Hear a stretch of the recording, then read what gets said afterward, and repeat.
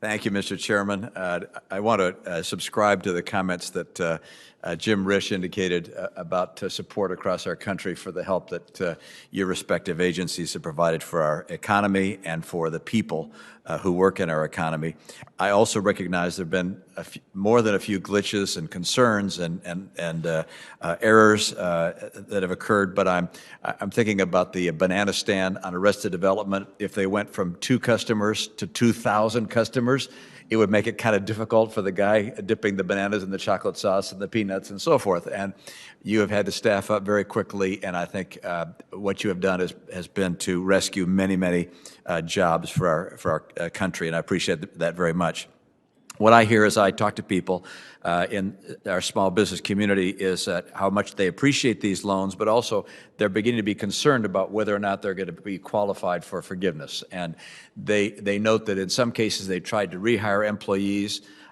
They found it hard to do so. In some cases, people are making more by not working than they were by working, so they're not able to get them back, or others have moved elsewhere to get employment or opportunity elsewhere with family. I hope, and underscoring what Senator Kennedy said, that as you look at ways to determine if people qualify for forgiveness, that we're not sticklers, that we instead are looking to help people get forgiveness as opposed to exacting penalties on them. That being said, in terms of loan forgiveness, I'm concerned about circumstances where businesses applied for a loan, received money, but actually saw no reduction in revenues at all and remain fully profitable. And I hear about those circumstances. I see them written about in various journals, and believe that given the fact that in the loan application you noted, quote, that this loan is necessary to support ongoing operations, that if a business did not see a reduction in revenue, that it should not qualify for forgiveness, that it should be maintained as a loan. Is that something which you think guidance can be provided on, or do you subscribe to that thought? So, Senator Romney, thank you. And I personally had the opportunity to talk to you about these issues and many others. And I know that the revenue test was something that the committee actually considered when this was written at the time. And I think the general idea we had was so many people were going to be impacted by this that not to include the revenue test. Now, as I've said publicly, when we put in that certification, we thought that people would self-select appropriately. And unfortunately, there were a number of companies that were high profile that took the loans, and I publicly came out against that. We did get about $12 billion returned. I think to a large extent, it was from large public companies and some large sporting teams that I'm a big fan of. I